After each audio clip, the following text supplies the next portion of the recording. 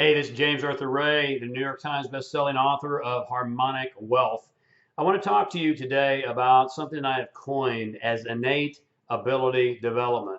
Now, if you've been reading my blog for the last several months now, we've been talking about and exploring this principle of innate ability development. So let me just chat with you a little bit about what that means to me and how it impacts you in your life.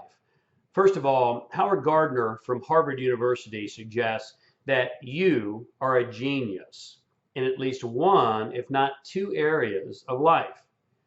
Now, Howard Gardner has defined 8 different areas of genius, and he suggests that our current school systems only measure primarily math and English and maybe now technology. And what he says is that's totally dysfunctional. Because if you're asking someone to measure something that is not their innate ability or their unique genius, they're going to not perform well in the school system.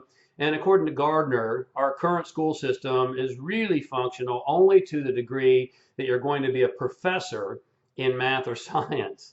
Now, think about that and just check in with your own experience and ask yourself, haven't you learned more about real life and how to function in business as well as life since you've been out of school than you did ever in school? You know, I've asked this question all around the world, and the answer is always a resounding yes. And so you have an innate ability, a unique genius that you have come into this world with. Now, you know, Michelangelo was obviously a genius in his art. He could have learned to play the cello, I'm sure, if he really, really wanted to.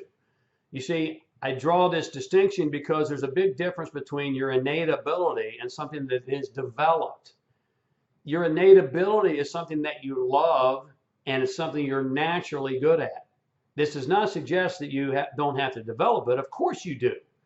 Of course you do. In fact, Michelangelo stated, if you knew what it took to develop my mastery, it wouldn't seem so wonderful to you. You see, anybody who's at the top of their game has worked hard to develop their mastery. So you're going to work hard. But that's not what we're talking about here. What we're talking about is you uncovering and understanding and then leveraging your innate abilities and then aligning those with your unique purpose in this world. You see, we're all here to serve.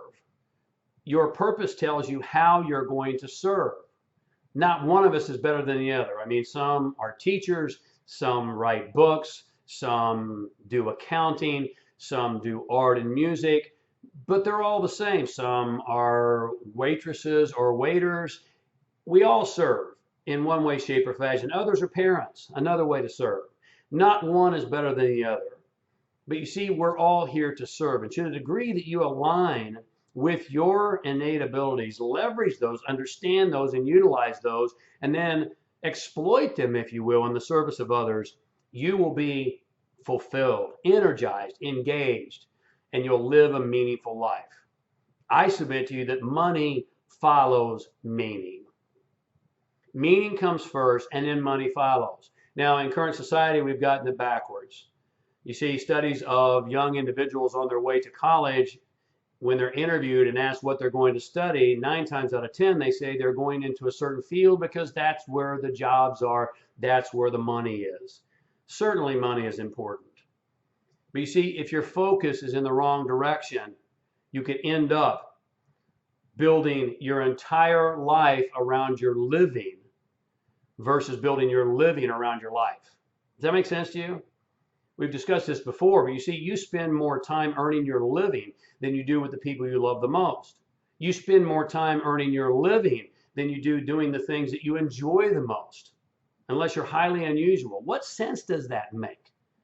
You see, as I travel around the world, I talk to people who wake up almost every single day, have to drag themselves out of bed. They're sleeping next to someone that they're not in love with anymore, and they're getting ready for a job, to go to a job that they hate, all the time worried that they're going to lose it. What sense does that make? I say stop. Let's get our values correct. Let's focus on meaning first and allow the money to follow the meaning. That's how life should be lived. And you say, well, James, that's just not realistic. If you think it's not realistic, please think again. We live in very exciting times, a time in which you can take your innate ability in this global economy and find a way to live meaningful and fulfilled and to earn a living in the process. And you see, when you follow your unique purpose, the things that you love, if you make mega money, that's great. If you make meager money, that's still great because you still have what you love. And that's what life is all about. So my purpose and my passion is helping you find your innate abilities, your unique genius, aligning that with your purpose, and then help you to build a business, increase fulfillment in all areas, and live a meaningful life. I hope I've given you some things to think about. Thanks for tuning in. Until we speak again, stay awake, love life, and be epic.